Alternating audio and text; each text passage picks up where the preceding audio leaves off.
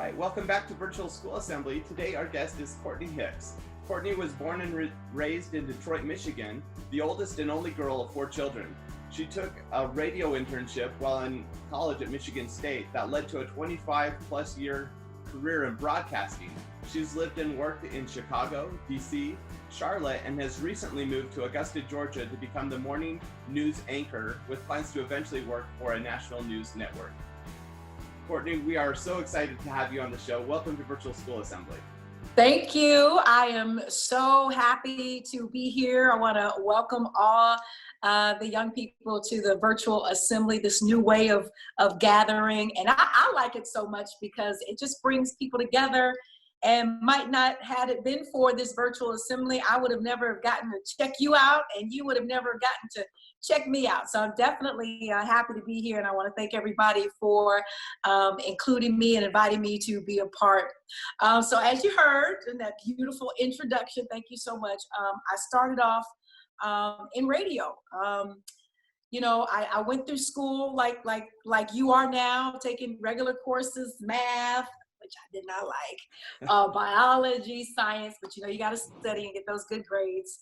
And then I went to Michigan State University, and a long time ago, probably before some of you were even born, back in the late 80s, we didn't even have computers. We didn't have social media. We relied a lot on face-to-face interactions, shaking hands, writing letters, meeting people. And that is how I got my first radio opportunities, what we call an internship. Probably the same type of an internship that you hear about now. Maybe your mom or dad might have had an internship in the beginning of their careers, or you might have older brothers or sisters or family members who could be in college or in high school with internships. So that's where I started. And I learned everything there was to learn about radio. So much so, I fell in love with it and decided to make it my career choice. Now, of course, I was already in college. I was already about 2 or 3 years into my major, into my field of study, into what I wanted to become. And then all of a sudden, imagine going home and telling your parents who are paying for college, I don't want to do this anymore. I want to do something else.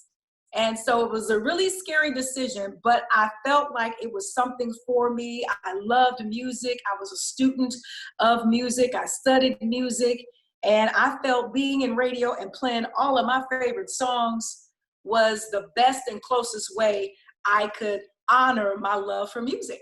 And so I just told my parents, I'm gonna be a radio DJ. And they just were like, okay. But fortunately enough for me, it did work out. That was the early 90s. I did 1 year in my college hometown of Lansing, Michigan. I was on a commercial radio station, so it wasn't a student radio station. And in that 1 year, I really hustled, worked my butt off, and was able to land a position in Chicago. So at a very young age, fresh out of college, I went right to a big city, even though I'm from a big city like Detroit, but Chicago is like major big city, right? And so that was where most of my experience took place. I was there for a while at a radio station, then came back to Detroit and worked for a radio station, back to Chicago. And then from Chicago, I went way down south to Mobile, Alabama. And what are they famous for? Oh, Mardi Gras, the original home of Mardi Gras. And down there, it was a much smaller station and a much smaller city. But because my field was changing, things were changing, technology was starting to take over, I knew that I had to find another skill, something else to add on to what I was already doing. So I decided to take this position down in Mobile because I became the boss. So I was still on the radio, I was still a DJ, but I was also learning how to run a radio station with my assistant management position. And I'm really glad I did that. I was down there for about 2 years. And then when I was ready to go, another great opportunity in a real big city came calling, and I took it. So after that, I went to Washington, D.C. And so I was there for about 5 years during the Obama administration. And so with that, I was able to work with then First Lady Michelle Obama as a part of her press corps. And we did a lot of activities with young people kind of like yourself, the Get Moving campaign. We would go around and dance, and we would preach about good nutrition and moving your body and how that'll help, your day go much better as far as learning what you need to learn and just having good, positive days at school. And then after that, in this business, you got to keep it moving sometimes, and you got to go where the best opportunity is. And so after my time in DC was over, when you get grown, you'll learn more about contracts and contract negotiations. Don't worry about it now. I went to Charlotte, North Carolina, and I stayed in management. So I was still in radio management, and I was also on the air, but this time I landed a TV position. So in the morning, I was what you would consider like an entertainment contributor. I would go on the air with the news anchors that you see on TV in the morning at night, sitting at the anchor desk. And I would talk about lifestyles and cooking and what kind of fashion was hot and what was going on in the community. And then in the afternoon, I would go and do my radio show. Well, one day I was sitting down thinking like, I really like this TV thing. And I decided after my time was done at my Charlotte radio station that I wanted to pursue being a television anchor full time. Unfortunately, the opportunity didn't come from Charlotte. And after a lot of interviews and a lot of disappointments and sometimes almost giving up, I landed my position right here in Augusta, Georgia as a morning news anchor. And I anchor every morning, Monday through Friday from 5 a.m. in the morning until 9 a.m. And we get started at like 3 in the morning. So even though you see the folks come on television at 5 o'clock, 6 o'clock, 7 o'clock, they've been there a few hours prior to getting ready. And so that's where I am now. So that's 25 years of a career wrapped up in about 10 minutes. There you go. Well, this is great. I was excited to have you on the show, Cortney, because I think a lot of kids want to be involved in media in some capacity. And we've had Hollywood actors and directors on the show. We've had a few people in radio. But your story is so cool because you started in radio broadcasting and have transitioned into an anchor position. And I think it's important for kids to see that there is room for mobility, for making changes throughout your career, just as there are in a bunch of other professions. You can move around and try different things and move up the ranks. Yep. Now, one of the things about your profession in particular is you're following the opportunities, which has required you to move a lot. Has that been a challenging thing, or is it exciting, or a little of both? How have you enjoyed moving around the country? Yeah, that's a great question. I think it's been a little bit of both. So there's been minus my hometown, there's been about 4 cities that I've moved to over 25 years, which really isn't too bad. Sure. But I think what's exciting about it is I've always been a people person, always been very fearless. I love going to a new city, learning about, what that city is all about, what drives the people in that city, the culture, the customs. I like to just get in my car and ride around and get lost and see if I can find my way back. And so that's very exciting to just, expose yourself, to be able to expose yourself to a new and different experience.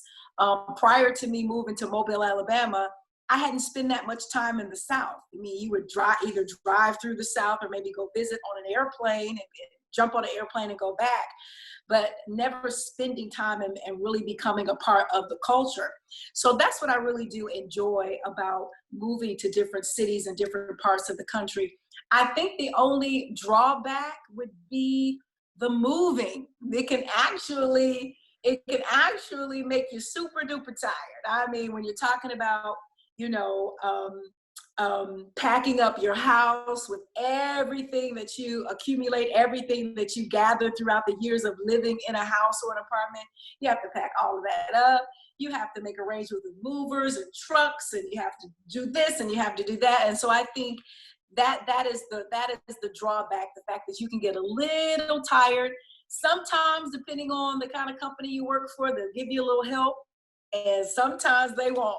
Right. But I think that those are two kind of things that are one's good and one is maybe not so good or not as good as the other. But all in all, I've enjoyed moving to these different cities over the years. Right.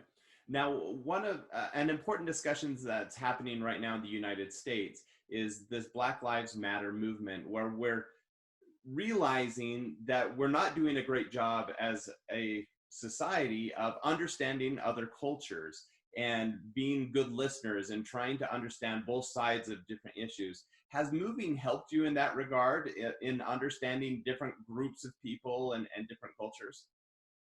Absolutely. Not only the moving, but also I think maybe being in the industry that I'm in, as far as what would be considered entertainment or media.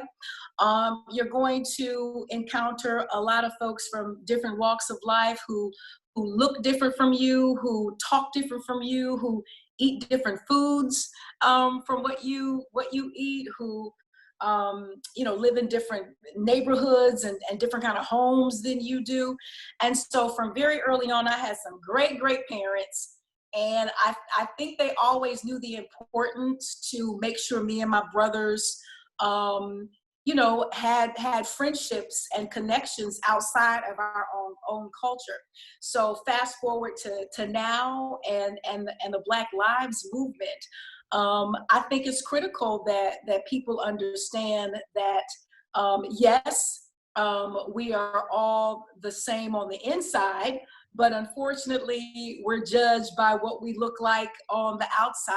And until we continue to be honest with one another and say, hey, you are different from me, but let's respect the differences, and how can we move forward and either come to a place of agreement, or you might hear this a lot, agree to disagree, but still be respectful in the way that we treat one another, in the way that we talk to one another, in the way that we, sit down at the lunch table with one another, or the way we communicate in the classroom with one another. So I believe that it's okay to be different. I mean, that's how we were all designed. I think that makes the world very interesting, that we're all different. And I think that's okay. I just think we have to do a much better job at respecting those differences. Absolutely. That's really good advice. Now, if we look back in your career, one of the things early on that you mentioned is while you were in Lansing, you took this internship at a radio station, which gave you a feel for the profession. And internships have really changed a lot over the last 20, 30 years, because while there still are a lot of formal internships, there's also a lot of opportunities to just try things out. So for example, right now I'm a TV show host, right, on a Yeah. YouTube channel. And I have no aspirations of getting into media or broadcasting or anything like that. We'll take you. Come on, we'll take you. But the truth is, I get to test it out because I have the technology that makes that possible. I have the resources. Right. If I don't know how to do something, I can Google it or watch YouTube videos. With that changing landscape, I'm a little curious about how you transitioned from radio into television, because I doubt you took a formal internship for television. How did you kind of take those steps to transition over into TV? Yeah, well, it took a while. It took me a little over a year to really, I don't know, maybe convince somebody that I had the skill set to be a news anchor. And what I really had to draw down on was, okay, as a radio personality, what were the similarities between, being on the radio and being a news anchor? And at the end of the day, it was still a situation where I was informing and entertaining, where I was gathering facts, when I was, interacting and talking with listeners, now viewers. And so I really had to think about, like, okay, so what is my experience to be able to switch that lane? And then TV has been something that's been on and off for about 10 or so years. So it wasn't like I was coming in without any TV experience. It's just when it comes to this particular title of a news anchor, that comes with a specific set of duties and expectations in regards to what they call news intellect, meaning how much do you really know, and how much do you know to take that information and be able to use it in a way that allows people to learn what they need to learn throughout the day and be informed. And so when I sort of kind of just started through and had help from people like an agent. So I do have a news agent who sort of kind of, a talent agent rather, who was able to kind of see my vision and understand where I was coming from and see my worth. He was able to better package it for me and to sell it or explain it to a news company, so they can understand what the fit would be. And so anything that I may have fallen short with, in regards to having this new opportunity, they've allowed me to come into this newsroom and learn it super quick. And then it really just began to really match up with the skill set that was already there, which was appealing to people. You know, at the end of the day, when you turn on the news, you watch one of the news networks, you just want somebody who you feel is bringing you, you know, the timely information.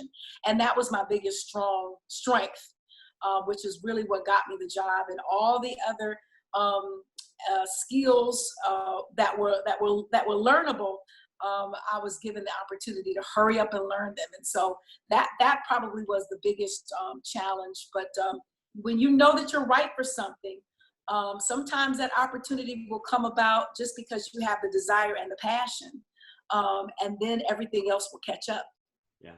Now, I like that you mentioned your agent here, and I think one of the skills that is becoming increasingly important for kids going into the job market is the ability to network and get a team around you that will help you see your long-term goal, your long-term vision.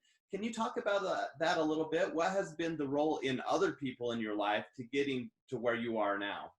Yeah, you know, it was an interesting shift, because as you move along in your career, you become like the experienced one. You become like the mentor. And so I have all of these, you know, young people coming up in radio and television under me, whose careers I've helped out over the years.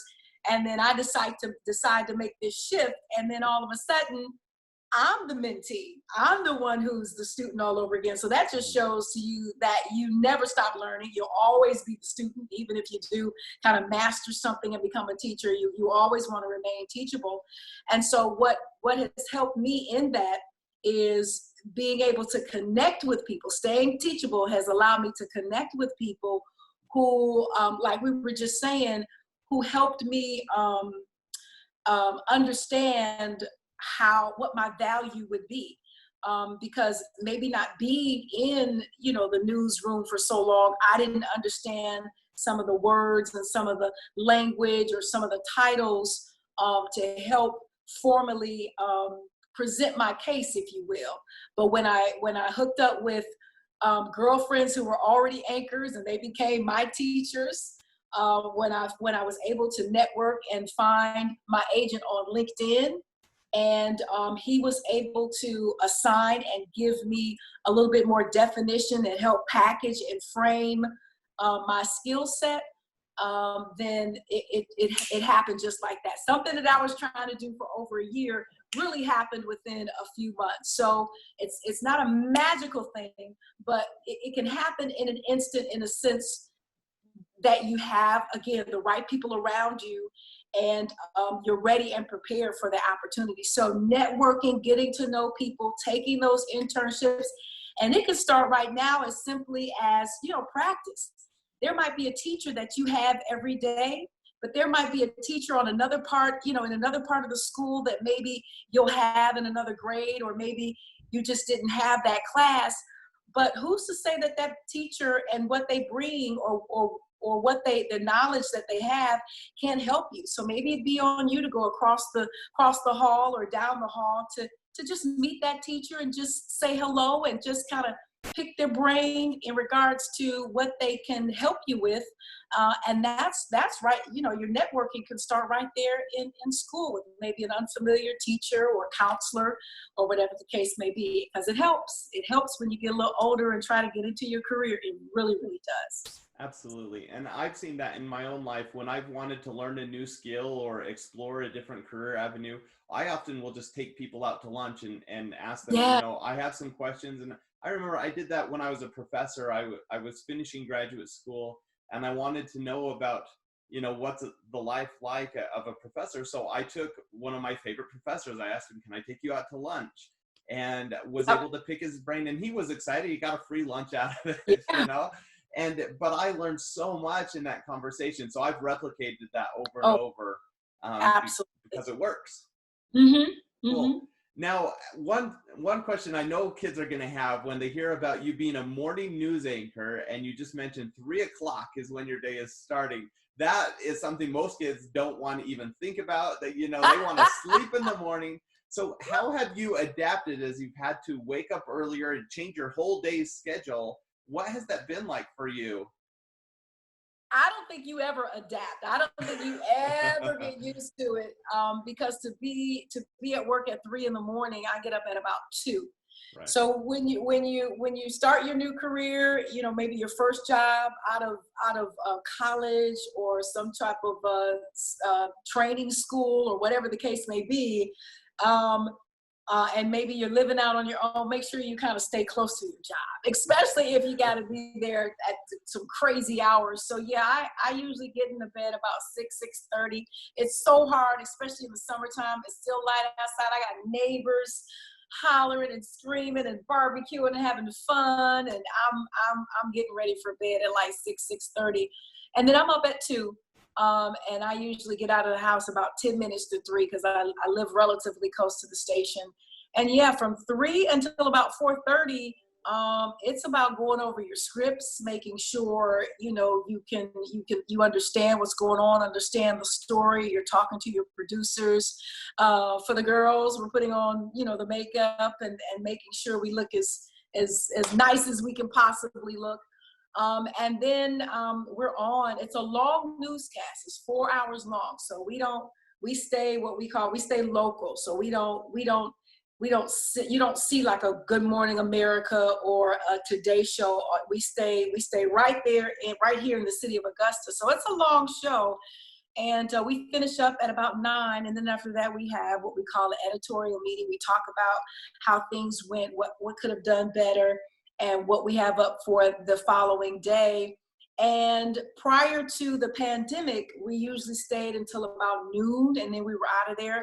But with this pandemic, we're using safety precautions, and everybody can go finish up their work at home. But I like the morning shift because it's kind of like you can get in and out, and you can have the rest of your day. But it is very brutal when the alarm clock goes off at 2:00 in the morning.